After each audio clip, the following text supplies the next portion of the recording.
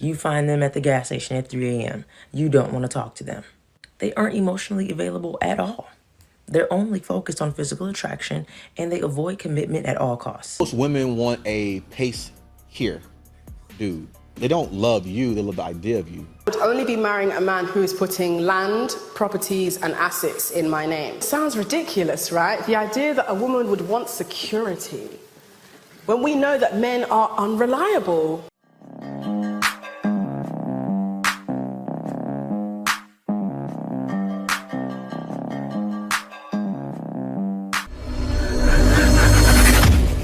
I'm almost completely sure that I just cracked the code to figure out how to rank people and make sure you never get played again. And this is for intimate relationships. Starting off strong with tier 1, we're going to call these men husband material. They're usually emotionally intelligent, responsible, strong communicators, loyal, family-oriented, and self-aware. You will not find this man at the club on Saturday night. You will not find him sitting on the game all day. He's out in the wild doing something to make his life better. And if you want him, you got to put yourself in position. Next, we have the tier 2, and I like to call them the fence straddlers. 99% of men that you think are tier 1 are actually in this category. They're dependable, but they're not really fully ready for commitment. So you'll find yourself being like, dang, he's like 80% there. Maybe I can change him. You can't. And he's always very respectful, but he only wants a casual relationship. Like, if you're acting like you like me so bad, let's get in a relationship. He don't want to. He might lack emotional depth or consistency. And that being said, he can be very emotionally distant. Do not think that a fence straddler in a tier 2 can't make his way up to being husband material. But it might be at the expense of your feelings and your emotions and your stress level. At the very bottom, we have what most men, when you say men ain't you're talking about these. I call them the bobs, and that's bottom of the barrel. You find them in the clubs. You know what's funny? A lot of guys that these ladies want are bobs. I'm happy she's breaking this down because a lot of them are there, and then the guys that are 1, they don't know how to find them. And the guys that are a 2, they don't know how to find them. A lot of those guys are doing what? Seeking out because they can't find them back home because all women are choosing bobs. Let me let it cook. This is a good one. I like this. You find them at the gas station at 3 a.m. You don't want to talk to them. They aren't emotionally available at all. They're only focused on physical attraction and they avoid commitment at all costs. They obviously lack maturity and self-awareness, and they only want something casual and short-term. This is going to be a very volatile, very stressful, very blocking, and then sending the dollar request on Cash App for communication. Like, it's going to be very, very volatile. I made this little chart so you can start ranking your men on there, or this even goes for women too. Start ranking people on here and see where they fall for you, and stop confusing tier 2s with tier 1s and tier 3s with tier 1s. We have to put them on a ranking system starting today. You're welcome. Let me know if you want a full-length video on this because I could go on about this topic all day. Yeah, I think that was pretty good. That was one of the first ladies I saw give a breakdown like that. There's others, but I'm not here to, differentiate who did what, who's better. But still, this is great. Now, it will help a lot of them. But will they listen to it? No, this is plain as day. A lot of women need help, and we all said a lot of you should have men, maybe your uncles or your fathers are not there most of the time, but somebody that's of higher authority in your family, maybe a male figure, pick out the man for you because you're doing bad. You all walk around with bobs. Most women want a pace here, dude. They don't love you, they love the idea of you. The same with men. No.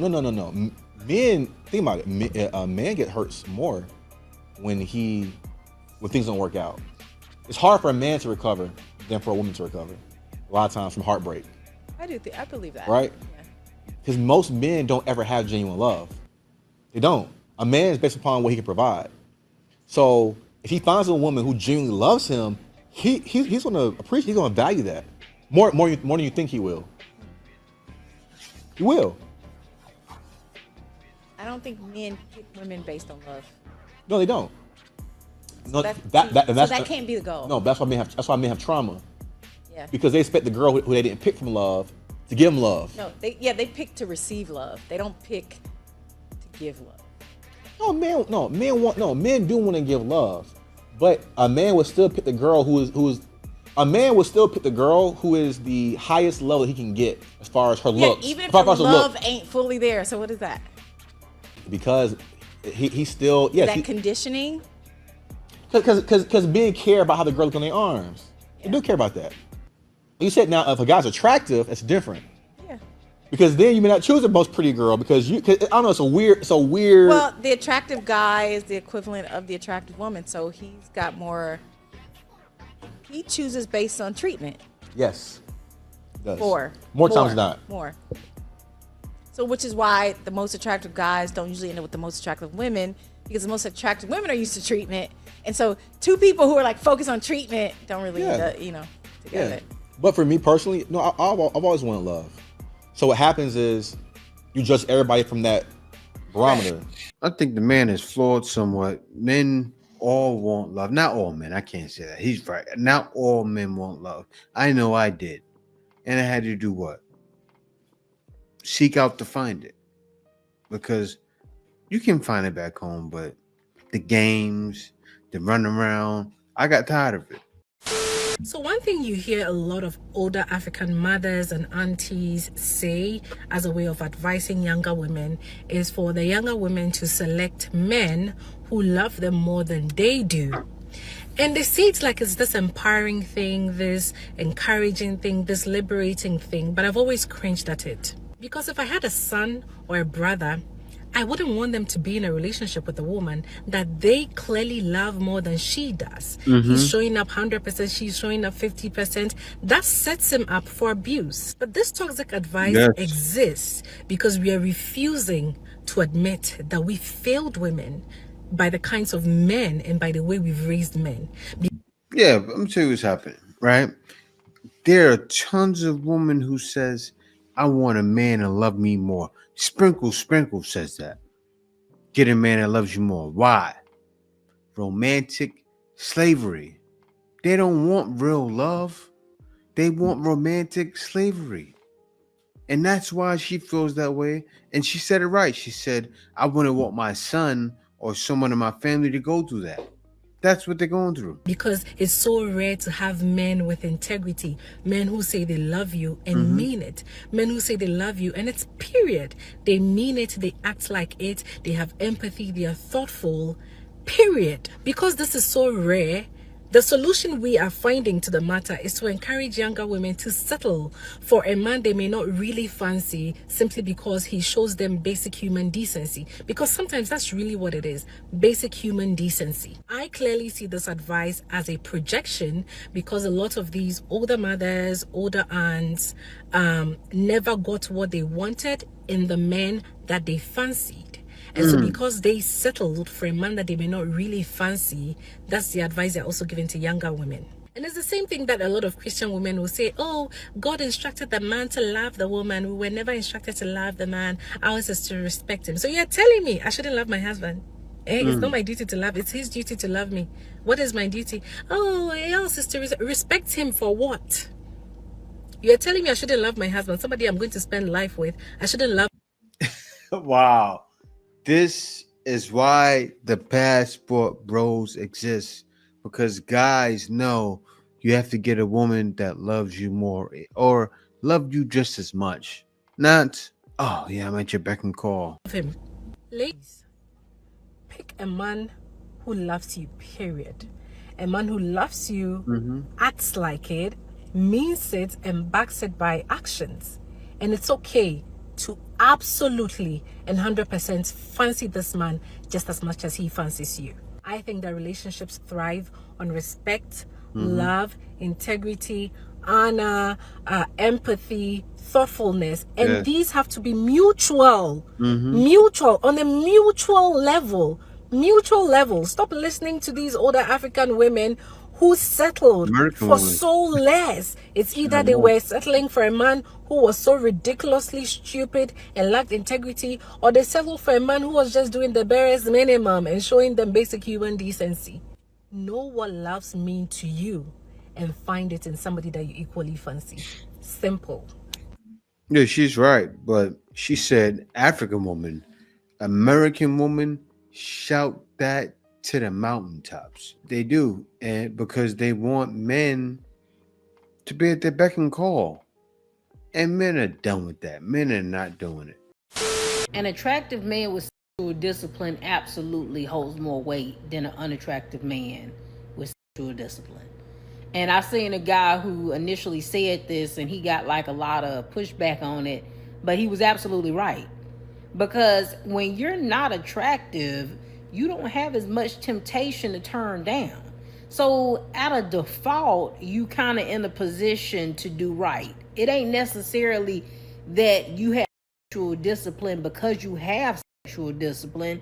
You have it because you really don't have much of a choice, because the women that you would want, you can't get, right? So you don't really have as much temptation to turn down versus the man who is actually attractive and him having extremely attractive women as real options and him turning it down, right? It's not the same. It's definitely not the same. If you think it's the same, I don't know what to tell you. But one is only this way because they can't be the other way. You see what I'm saying? Like, if the unattractive dude could get the type of options that the attractive guy could, he probably wouldn't make the choices that he's making, but he's only making it because he can't get what he wants. So yes, it holds more weight when you're somebody who's extremely desirable and you could be out here doing XYZ and you choose not to because you know how to restrain yourself from doing it. It absolutely holds more weight. If I were to get married to a man, but if I was unfortunately, I still find men attractive, but we'll see how long that's going to last. But if I were to get married to a man, I would only be marrying a man who is putting land, properties, and assets in my name. Oh, sorry, what's funny? You know what, that's interesting that we're laughing about that, because it sounds ridiculous, right? The idea that a woman would want security when we know that men are unreliable. Oh, here we go again. Not only are they unreliable, they are a woman's apex predator. That's right, the man you're laying with could kill you. And so when we are encouraging women to get married... This feminist propaganda is killing me. Why would a man you're marrying even think about that? He most likely loves you unconditionally. And she is telling women once again to rob men, and then when you don't like him anymore, throw him to the curb because you can get some money. Or if he's rich, get a prenup that says, yes, you're going to put property in my name. She's that kind of woman. The gold digger. You can tell by, if she's not, she's trying to be that. She has the aesthetic, the chain on her neck, the dress. She's trying to fit the part. Why? So a man can think, oh, I got to treat her good. We are encouraging women to step 1 inch closer to our death, unless we are encouraging the women we are emboldening to get married to enter this decision with their best interest at heart. Yes, it is controversial to talk about money and assets and land and properties when discussing marriage, because we're taught to follow the distraction of love, romantic love. What about love? Well, this is all about love. The man who loves me will make sure that I am secure for the rest of my life. But unfortunately, most marriages are not structured or approached in that way. Women are taught to approach marriage from a place of leading with emotion. Again, that's to distract us, because if we put our emotions aside and focus on the logic and the rationale and the reality of how will this benefit me, most women will not marry men. We will be in commune with each other and leave the men to fend for themselves. I'm here to tell you right now, we don't care. Let me tell you something. We don't care. I'm at a loss for words. Leave the men to fend for themselves. You gotta be kidding me. Seriously, I think every guy that sees this, if she doesn't have someone, avoid her. Like, really. I feel every man needs to get someone's picture and do one of those searches. That search where you can put it into a website and it will tell you every profile she has. So then you come across this and say, oh, I almost made a mistake. I'm not marrying this girl. I hope she has a husband because guys need to get on that. Seriously. Every man should do that. Before you marry a girl, do that. Put a picture in a database and do your research. The double standard of interracial dating is actually insane. I'm dating a white guy, and the number of crazy comments that I get saying, I don't like being black, or I hate black men. I just have to wonder, do they keep the same energy for black men that date outside of their race? Because statistically, black men are more likely than black women to date and actually marry outside of their race. And so are they traitors too, or is this hatred only for black women? If you only want to date someone within your culture, I think that's fine, you should do that. But healthy, normal people don't fixate on policing who other grown adults date. They just don't. Side note, men of any race can be trash, and so I do find it cringy when people romanticize pasta and lobster. You can date outside of your race without bringing black men or black women down. And I personally just made the decision to go where I was loved and celebrated regardless of race. And yeah, God, the universe decided to send me a white man from Stoke. Sometimes love is in places where you don't expect it. Look, I don't care if she has a white man. I don't think any black woman should care if a black man has a white woman or a woman from any other race. Look, I understand back in the days in the 60s was a hard time. And some people who may be watching still feel black women belong with black men. But I'm not one that believes that way. I believe we were created to be fruitful and multiply, and I will never change. Only date white men. I don't like black men because of some reason. The white men are straightforward with love. If he doesn't like you, he will tell you he doesn't like you. If he's just using you, at least from day one, you know he was using you. And you go for it knowing that you're going for what you know. But a black man, he will want to use you, but he won't tell you directly. He'll first use you, then later he will tell you by actions. He won't even say it. He won't reply your messages. He'll just ghost you. And how many times have you been ghosted by a black man? Since I've grown up from here, Uganda, obviously from high school, I'm Ugandan. If I say I don't date black men, it doesn't mean that I don't like or I'm a racist.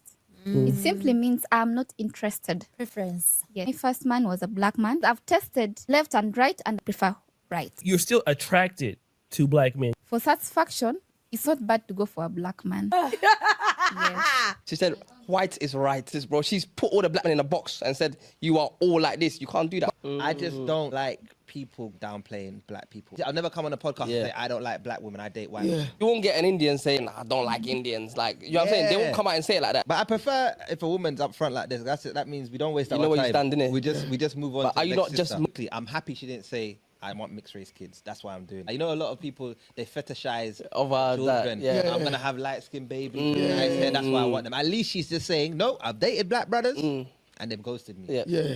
Look, once again, I can care less how she feels, right? And I'm happy they're taking that stance because that's the stance they should take. They know to avoid her. She did men a favor. You know how she looks at you. Don't date her. But you see that though? You see the reaction they're giving? I like it. No animosity. Okay, you going about your business. I'll go on about mine. That's how it should be. Y'all seen that post where dude said he prefers white women because they don't ask for money like black women do? One, the white women are eating them up and letting them know that's an absolute lie. And I feel like we know that blanket statement is just not true, right? But it's very telling. People like him think that white women or non-black women deserve to be spoiled and think that black women should be spoiling them. Yeah. Because a lot of black men associate white women with money and success, which means that a lot of them know that when you step to white women, you got to step with money because that's what they're used to, because that's what their men are known for having. And a lot of it has to do with their mothers doing just that. That set the standard that a black woman is supposed to be taking care of them. They didn't see their black mothers getting help or support, so they expect us to just be able to do it on our own and are frustrated if we need help. His mama probably been wiping his ass since he was a baby until adulthood. And so a black woman, no, you're not supposed to ask for that. Black women, you're supposed to take care of him. I think when men date white women, they don't even expect them to have to ask. They're going to just give them what they need. A black woman got to ask and fight tooth and nail just to get some help. And when she do, she's shamed for it. Like I said, very telling. I totally understand what happens in the mind of black men and black women, right? Black men, see black women, and it's true, they request and demand certain things from certain men they're not interested in. And the men they're interested in, they don't ask for those things. I've seen that firsthand. I've experienced that. When I was younger, in my 20s, I said it before, I didn't go on dates. I didn't. All I did was smash and scrape. Not hard. Women are easy nowadays. And that was 20 years ago. So imagine now. I'm not in the West right now, but I can imagine. And what you have to understand is men know that. Men know that's what's happening. You racking up bodies left and right, white women and black women. Like seriously, I don't see white women as, I see them as somewhat better, maybe with certain things, but not really, because no matter what they are asking for money to and asking for unnecessary things, it's a modern woman problem. I think that's what some guys have to realize. It's a modern woman. So you have all women, not every single woman, but a lot of women from different nationalities in America that are tainted. You know, I'm really tired of seeing every single show about black people either being about drugs, about Man. us being slaves, about us being in poverty. Like, I'm over Mhm. here on Apple TV, and the number 5 show is called Dope Thief. I'm like, come on now. And I was talking to our partners, Curation Entertainment, because they have a show that they want to produce about the Haitian Revolution, and they're saying they're getting difficulty getting funding for it. I wonder why about Black liberation they don't want to fund that, but it's okay for them to fund shows about us struggling, being drug addicts, everything negative about Black people. But the one show about how we prospered and fought the white colonizers, not only France but Spain and You'll whatever, never do it, yeah. and the British too, they don't want to do it. So Yeah, they'll never do it. They'll never do it because what it does, it shows power. And they don't want black people to be seen as a race that's had power at one point. Like, I'll tell you, in the beginning of history, the black man ruled first. And I say that because I understand history. Like, I take it even from the Bible, right? I don't want to go that deep. I went deep like that yesterday and I broke it down and I explained how the first man was black. It shows it right there in the Bible. God is showing you the evidence right there by showing you where the man was born at, where he created man. And he created what? Man in his image. He's what? In his image. In Ethiopia, in his image. It's real what's going on, but it's not a black thing, right? It's an all human being thing. And that's where I think people got it mixed up at.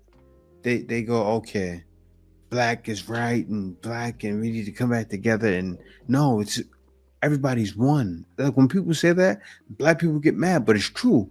The original man is the black man, but we're all a one. I'm not going to go too deep right now. Let me get into the next one. You have to be very careful who you are listening to when it comes to any kind of advice, because they're giving you their advice from their perspective, from their experiences, right? From their traumas and baggage and all these things. I don't give women advice, right? I teach women how to go within and find their own answers, right? This is why I don't share a lot of me personally, because it's not about me.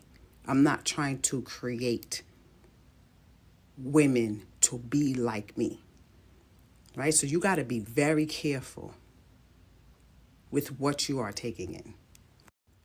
A lot of women don't necessarily want to see the betterment of women as a whole. They want to form alliances that fuel their cause. that fuel their agenda, right? This is why when you don't go along with what they want, they bash and berate you, right? A lot of women have a lot of anger and resentment towards men. And so they'll give you advice from that space and make it appear as though they're trying to help you develop some type of self-esteem, or I want better for you, sis, when it's really they just don't want men to be fulfilled and desirable. So if you listen to women like that, it would give you a jaded look towards men, right? You got to be very careful.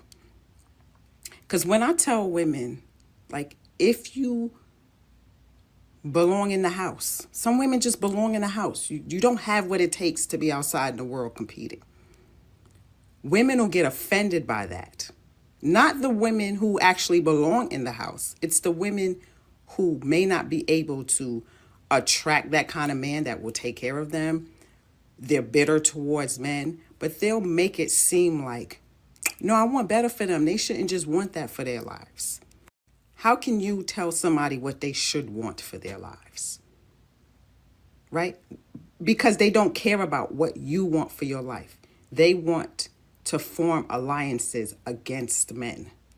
There's a lot of miserable, bitter, broke women out there who will give you advice from that space. You got to be very careful and listen to what it is they're telling you and why. A lot of these women empowerment, these movements, it was to fuel an agenda for whoever was starting it, not because they wanted the betterment of women. Women should be allowed to make their own decisions. All women don't want the same things. You cannot speak for me. This is why I teach self-mastery, so that you can go within and find whatever it is that you want to do with your life. A lot of women can't stand that, right? Because they don't know how to stand alone, and they need other women to subscribe to whatever it is that they subscribe to, right? You have to be very careful, because a lot of times women don't really care about the well-being of other women. They just don't want men to benefit. They don't want to be alone. They want alliances, right? Another example is women who talk about the attire and appearance of women. Or you shouldn't dress like that, or you shouldn't do this, you shouldn't do that. Workers shouldn't be this. They should have more respect for themselves. They don't really care about those women. They don't really care about how men view them or how society views them. They just don't want women to not be like them. They don't want that kind of competition. They don't want women sexy and sensual and pleasing to men and in that role that they cannot fulfill. They don't want any competition in that area. It's not because they actually care about those women. This is why women empowerment, a lot of it is a farce, right? Because it comes with conditions. Those type of groups don't allow workers in, but they're women. They have rights. They should be respected and such, right? But they don't think so, because they start thinking of their men wanting those women or men desiring those women over them. It's a bunch of with women, and a lot of what women speak to is disingenuous, and it's not really for the betterment as for women as a whole. A lot of women have an issue with my teachings because I teach women to be whatever it is they want to be, to follow that. I don't necessarily create like a cult-like following, because women are to honor themselves. That's all I'm here for, right? And so once women attach themselves to me and I start speaking to other women doing things that they may not agree with, then they start bucking. Then they start lashing out on me. I see it all the time. Why? Because a lot of women don't really give a about the betterment of women as a whole. They just want people to follow them. They want people to help them with their agenda and whatever they think is right, right? They don't care about you. Couldn't agree more.